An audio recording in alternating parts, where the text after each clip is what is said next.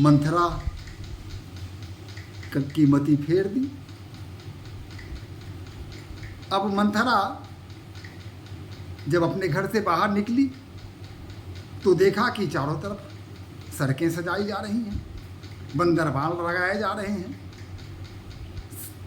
घरों को सजाया जा रहा है, चौके पुराए जा रहे हैं, मंगल गीत गाए जा रहे हैं और बधावा के गीत लोग गा रहे हैं, नगाड़े बजाए जा रहे हैं।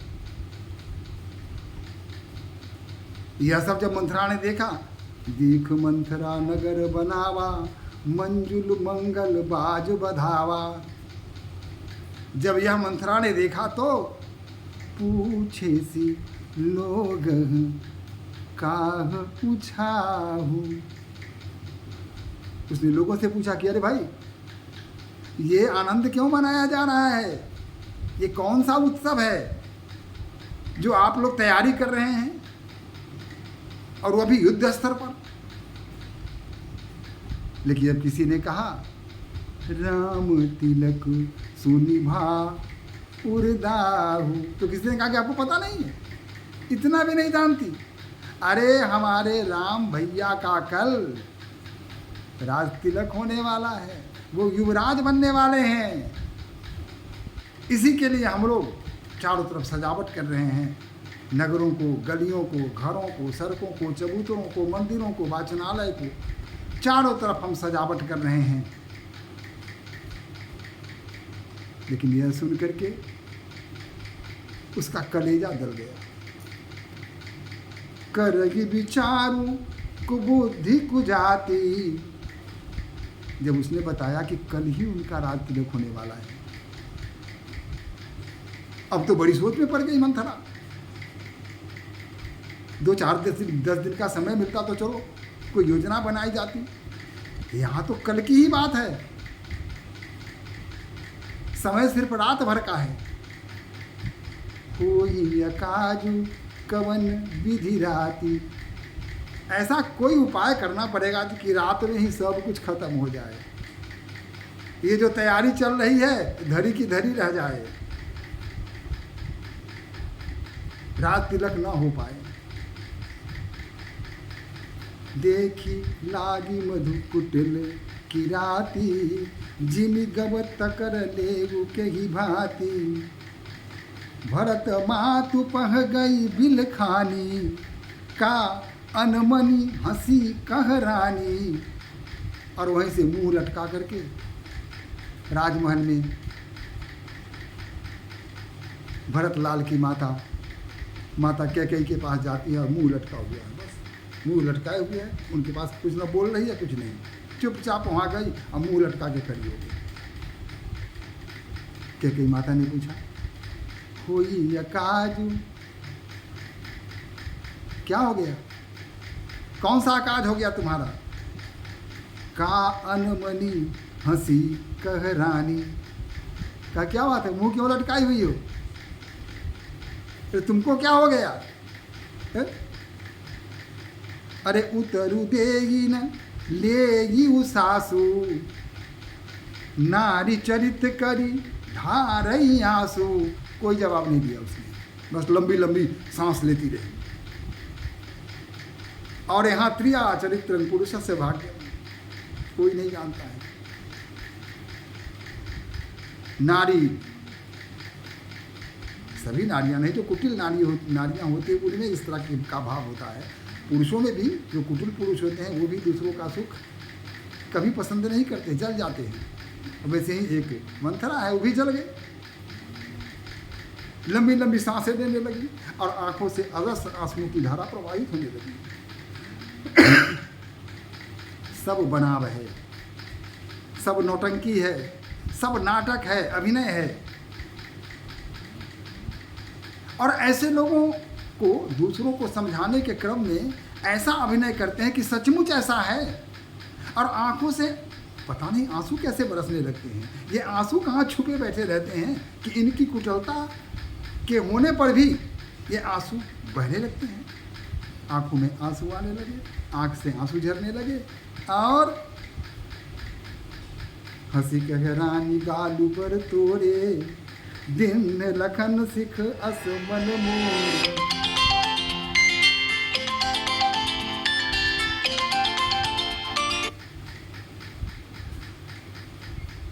लगता है लखन लाल ने तुम्हें सबक सिखाया है, जरूर तुमने गाल बजाई होगी, कुछ जरूर ऐसी बात कही होगी कि लखन को पसंद नहीं आया होगा।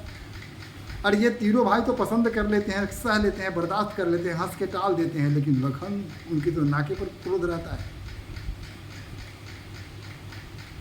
उनके सामने गाल बजाएगी तो वो तो मानने वाले नहीं है, तो कुछ न कुछ कह दिया होगा, जरूर लखन ने कुछ किया है।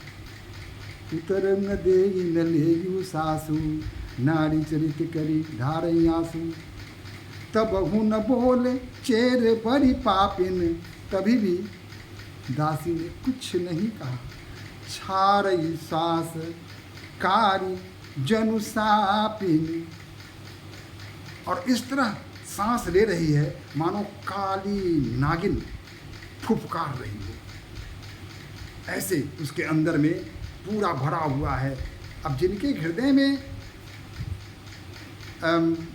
यह भाव हो, दूसरों के प्रति घृणा का भाव हो,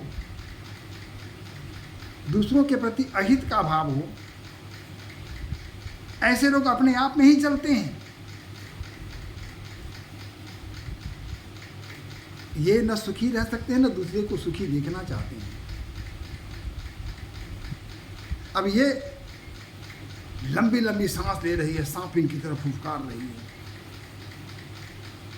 सब है रानी कह सिकिन,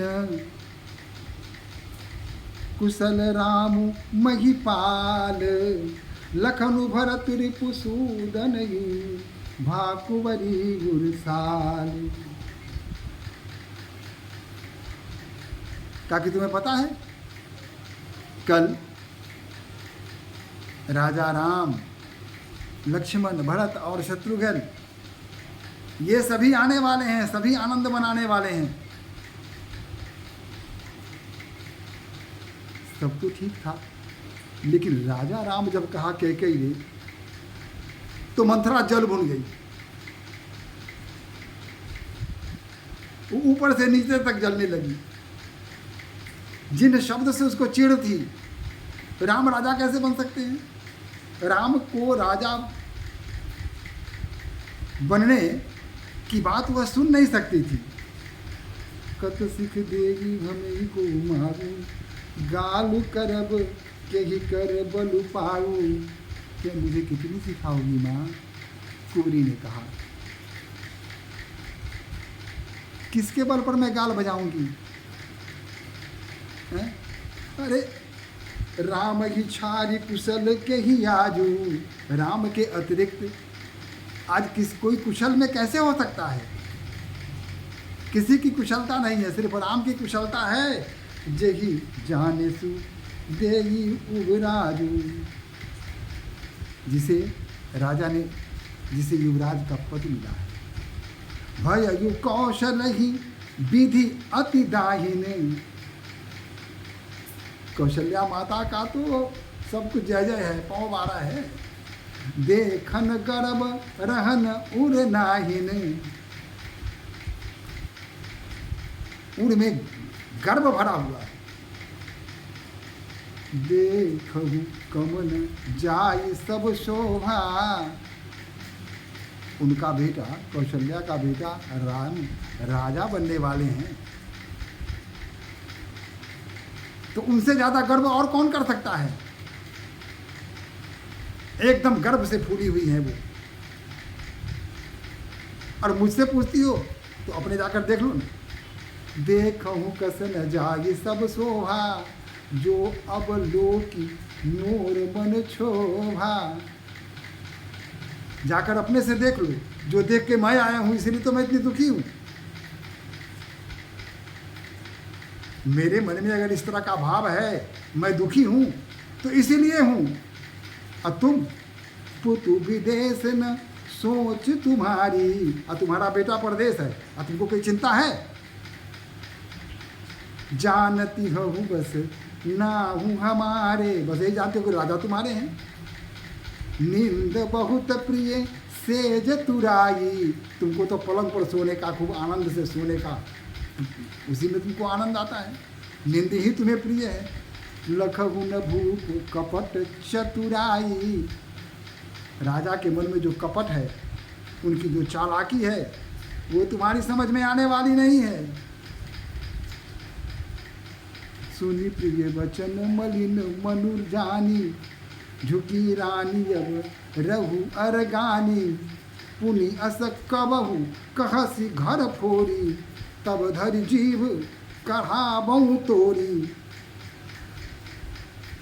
यह बात सुनते ही माता कैकेयी क्रोध में जाती है कि तुम तो घर फोड़नी है, हमारे घर को तोड़ना चाहती है, हैं? हमारे घर में भेद उत्पन्न करना चाहती है, हैं? चुप रहा, यहाँ से निकल जा, नहीं तो जीभ निकाल के खींच लूँगा, मैं तुम्हारी जीभ बाहर निकाल दूँगा और काट दूँगा जीभ, ऐसा तुम्हारी जीभ कट जाएगी। काने खोरे कुबरी कुटिल कुचाली जानी, कि ये विशेष पुनि चेरी कही, भरत मातु मुस्कानी। कहा कि जो काने होते हैं, लंगड़े होते हैं, कुबड़े होते हैं, इनको मैं समझती हूँ कि कुचक्र करने वाले होते हैं, और उस पर भी अगर कोई नारी हो और उसमें भी अगर दासी है, तो उससे यह सब स्वाभाविक है, वो ऐसा करते ही हैं। चलो, मैं सारी बातों को भूलकर और फिर मुस्कुराते ही उसकी ओर देखा। प्रियवादिनी सिख दी हूँ तो ही, सपने हूँ तो पर कोप न मोही। कहा कि हालांकि तुमने जिस तरह की बात की है, घर फोड़ने वाली बात की है, तुम्हारे प्रति तो क्रोध आना चाहिए, लेकिन आज का दिन क्रोध करने वाला नहीं है, क्योंकि भगवान श्री राम युवराज बनने वाले हैं। मैं तुम पर सपने में भी क्रोध, हालांकि तुम हमारे प्रति बड़ी विनम्रता का बर्ताव करती हो, मेरी सारी देखभाल करती हो, सब कुछ ठीक है, यही सोच करके मुझे तुम पर क्रोध नहीं है। सुदिन सुमंगल दावकु सोई, तोर कहा पुर जेहि दिन होई। भगवान करे तुमने जो कहा है कि भगवान राम का राज तिलक होने वाला है, मैं तो वह सुमंगल, वह सुदिन, वह घड़ी कब आए इसकी बेसब्री से प्रतीक्षा कर रही हूँ। वह दिन देखने के लिए मेरी आंखें तरस रही हैं।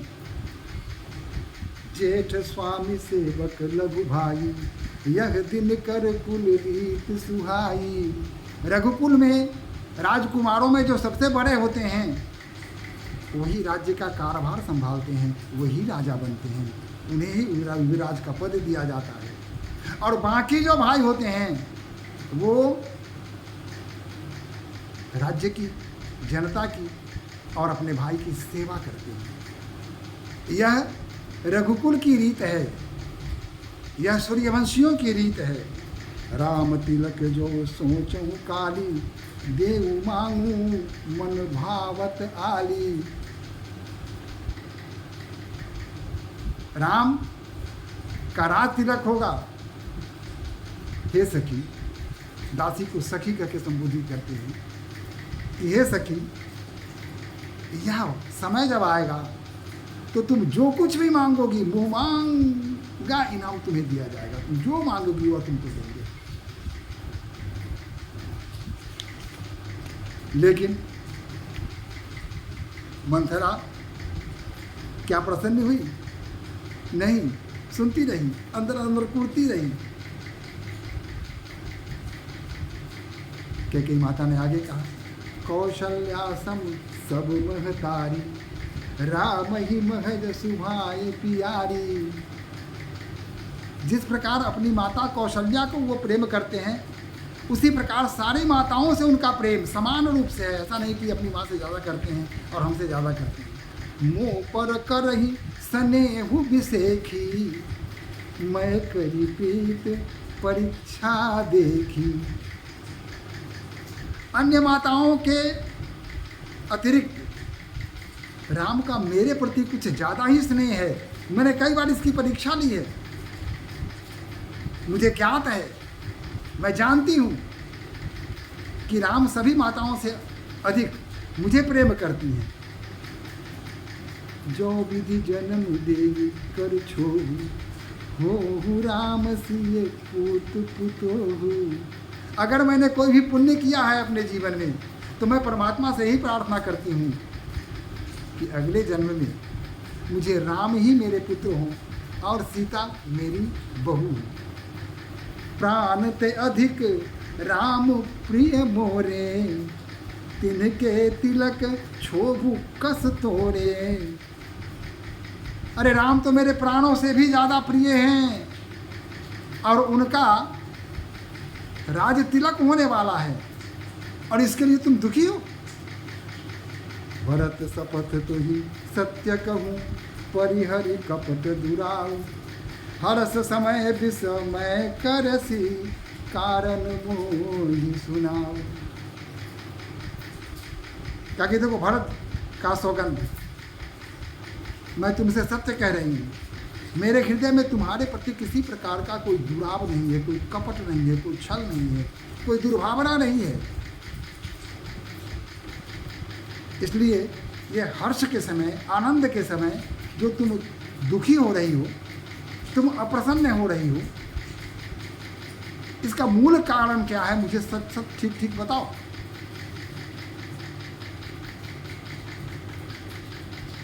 अब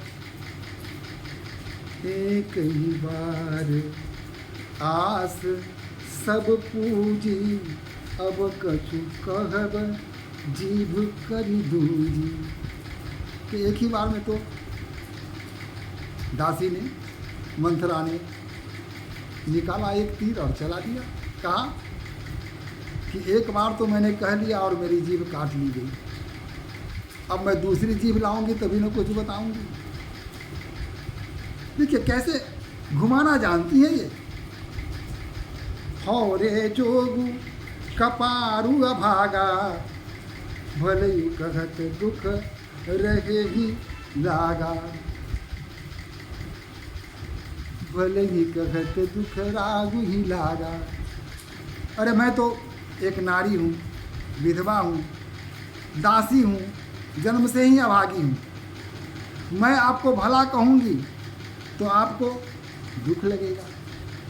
इसलिए करी कुरूप विधि पर बस किन्हा। भगवान ने सुंदर रूप भी नहीं दिया, कुरूप बना के भेजा और उस पर भी दूसरों के अधीन कर दिया, परतंत्र कर दिया। अब ऐसे में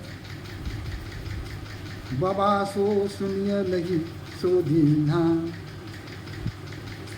को निप होही। कहा कि बाबा सो लुए लुनिय लहीन सो दीन्हा।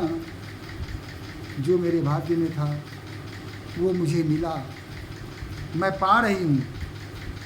और दूसरी बात, कोई भी राजा हो, मुझे उससे क्या मतलब। मैं आज दासी हूँ, कल मैं रानी तो नहीं बन जाऊंगी, मैं दासी की दासी ही बनी रहूंगी।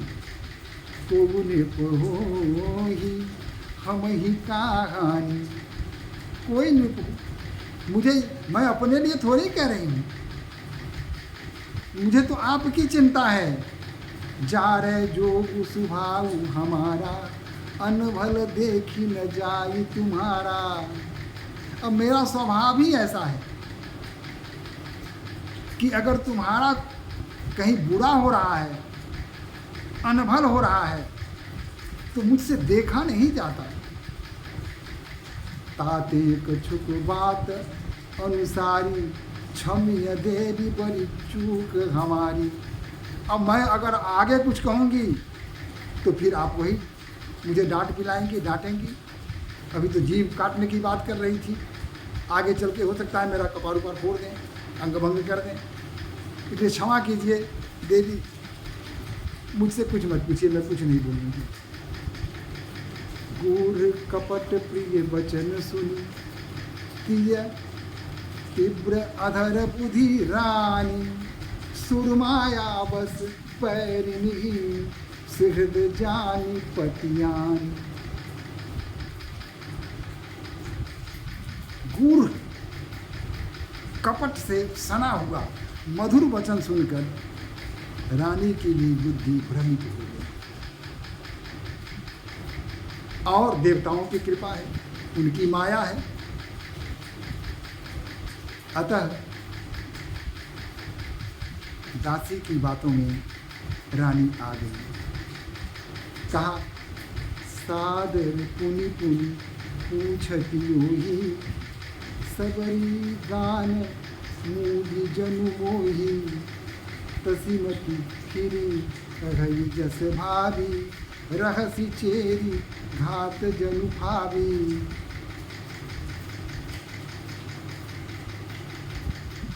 बार बार पूछती हैं कि और तुमने क्या देखा?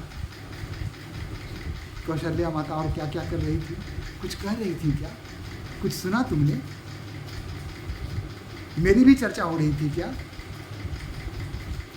अब ये जब मन में संदेह हो जाए, शंका हो जाए, तो स्वाभाविक है कि प्रश्न बहुत सारे उभरते हैं। और जब माता कैकेयी के मन में विविध प्रकार के प्रश्न जब उभरने लगे, तो दासी मंथरा मन ही मन प्रसन्न हो गई कि तीर अब चल गया, अब कोई दिक्कत नहीं है। इस प्रकार